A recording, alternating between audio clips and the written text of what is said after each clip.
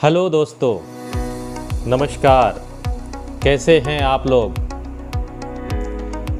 आज हम सीखेंगे डोजोलॉजी। डोजोलॉजी सभी पैथी के लिए इम्पॉर्टेंट थिंग्स है।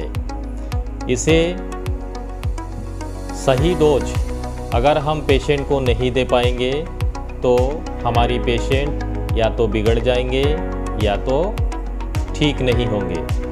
इसीलिए परफेक्ट डोज आना चाहिए, परफेक्ट डोज ही पेशेंट को मिलना चाहिए। तो आज हम सीखेंगे डोजोलॉजी। ये डोजोलॉजी क्या है और डोजोलॉजी हम डोज पेशेंट को कैसे दें। इलेक्ट्रो होम्योपैथ में डोज पेशेंट के अकॉर्डिंग किया जाता है, उसके ऑर्गन के अकॉर्डिंग किया जाता है, उसके एज के अकॉर्डिंग किया जाता है। इलेक्ट्रो होम्योपैथिक में पॉजिटिव, नेगेटिव, न्यूट्रल और मोर नेगेटिव, ये 4 प्रकार के डोज होता है। और उसके बाद भी हम मोर नेगेटिव भी दे सकते हैं। वो रेयर कुछ पेशेंट में होता है, सभी पेशेंट को नहीं देना पड़ता है। तो पहला जो डोज है वो है पॉजिटिव। अब पॉजिटिव डोज क्या होगा। पॉजिटिव डोज D4, जो हम पहले डाइल्यूशन में सीखे थे D4, जो D4 है वो पॉजिटिव होता है।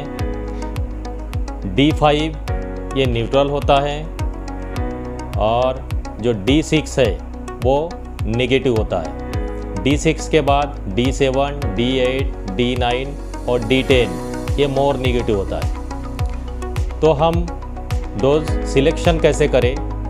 जैसे हमने एक पेशेंट ले लिया सर्दी की, कॉमन जो फ्लू है, फ्लू बाद में होता है, पहले सर्दी होता है। तो सर्दी सीजन जैसे चेंज होता है तो सर्दी आम है कि एक पेशेंट को सर्दी हो गया है, जो वायरल इन्फेक्शन है, कॉमन कोल्ड है। वो पेशेंट पहले दिन उसको सर्दी हो गया, वो पेशेंट लापरवाह किया। पहले दिन उसने मेडिसिन नहीं लिया, दूसरे दिन नहीं लिया, तीसरे दिन नहीं लिया। फिर ये पेशेंट चौथे दिन हमारे पास आया। तो हमें डोज कैसे देना है। ये एक्यूट कंडीशन के पेशेंट है, लेकिन एक्यूट में ये सब एक्यूट हो गया। इसमें भी तीन डोज हम देंगे, 3 डोज में डिवाइड करेंगे, एक्यूट, क्रोनिक, सब एक्यूट। दूसरे दिन भी एक्यूट कंडीशन में होता है, तीसरे दिन क्रोनिक में नहीं जाता, ये सब एक्यूट में होता है। और यही 5 से 7 दिन 10 दिन के बाद ये पेशेंट क्रोनिक में चले जाता है। तो एक्यूट पेशेंट में हम डोज सर्दी के लिए आए हैं तो हमें D4 से ही देना है। कैसे देना है। अगर पेशेंट पहले देखना है पेशेंट कौन सा टेम्परामेंट का है। अगर पेशेंट सेंजुइन टेम्परामेंट है तो उसके लिए अलग डोज होगा। अगर वो लिम्फेटिक टेम्परामेंट है तो उसके लिए अलग डोज होगा। अगर वो मिक्स टेम्परामेंट है तो उसके लिए अलग डोज होगा। जो बिलियस टेम्परामेंट है उसके लिए अलग डोज होगा। जो नर्वस टेम्परामेंट है उसके लिए अलग डोज होगा। तो पहले हम एक टेम्परामेंट को ले लेते हैं कि उसका जो कॉन्स्टिट्यूशनल रेमेडी है वो है S1।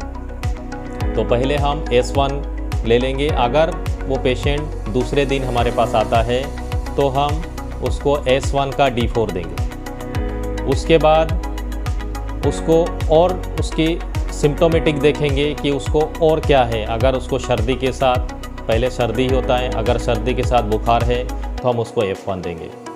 अगर उसको सर्दी के साथ थोड़ी सी खांसी है तो हम उसको P1 देंगे। अगर वो बच्चा पेशेंट है या लेडीज़ पेशेंट है तो उसे हम P3 देंगे। ये हो गया एक्यूट कंडीशन में। अगर वही पेशेंट 5 दिन के बाद हमारे पास आता है तो उसको सब एक्यूट हो जाता है। फिर उसका जो डोज है वो D5 में जाएगा। उसके बाद अगर वो पेशेंट 10 दिन के बाद आता है, सर्दी, खांसी, उसके कफ जो है गाढ़ी हो जाती है और कफ बाहर नहीं निकल पाती, तो उस समय वो पेशेंट क्रोनिक में चले जाता है। तो क्रोनिक पेशेंट को हमें फिर और डोज उसका लाइटर करना पड़ेगा। उसको D5 से ले, D5 के बाद D6, D7, D8, D10 किसी में भी जाना पड़ सकता है।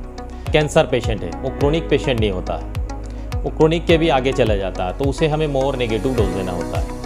मोर नेगेटिव डोज मतलब D10 तक, उसके बाद नहीं। हमारी जो D6 से लेकर D10 तक ये मोर नेगेटिव होता है, तो ये मोर नेगेटिव डोज उसको देना होगा। उसके बाद डोज कितना दे, जैसे अगर 1 साल से 5 साल के बीच में कोई बच्चा है तो उसको 1 ड्रॉप से 3 ड्रॉप तक के बीच में हम मेडिसिन दिन भर में 3 बार दे सकते हैं। अगर वही 5 साल से 10 साल तक के बच्चा है तो उसको हम 3 से 5-6 ड्रॉप तक के दिन भर में दे सकते हैं। उसके बाद अगर जो पेशेंट 10 से 15 साल के बीच में है तो उसकी डोजे 5 से 7-8 बूंद तक हम दे सकते हैं। उसके बाद जो एडल्ट पेशेंट है 15 के बाद उसको हम 15 से 20 से 25 इतना डोज हम उसको दिन भर में दे सकते हैं।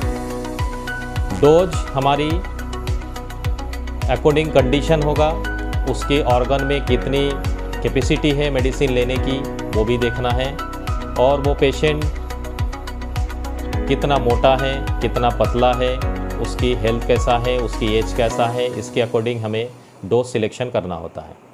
अगर 2 पेशेंट आया हमारे पास एक ही एज के, एक पेशेंट का वज़न है 20 किलो, एक पेशेंट का वज़न है 30 किलो, तो हमें 20 किलो की जो पेशेंट है उससे जो 30 किलो का वज़न का जो पेशेंट है उसका डोज 20 किलो पेक्षा ज़्यादा रहेगा।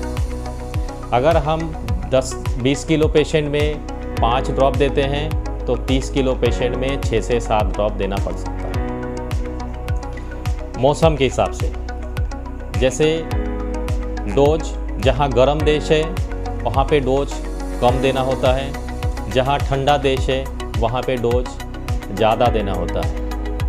जैसा शिमला, कश्मीर ये ठंडा देश है तो यहाँ पर हमें डोज की ज़रूरत ज़्यादा पड़ती है।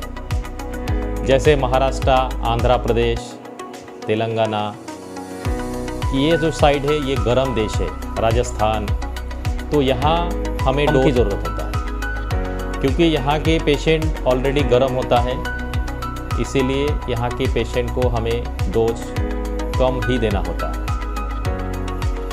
इसके बाद अगर आप किसी को मेरी बात से कुछ समझ में नहीं आया हो तो मुझे कॉल कर सकते हैं, व्हाट्सएप कर सकते हैं, मेल कर सकते हैं। नीचे मैं मेल आईडी दे दूँगा, व्हाट्सएप नंबर दे दूँगा, उससे आप मुझसे संपर्क कर सकते हैं।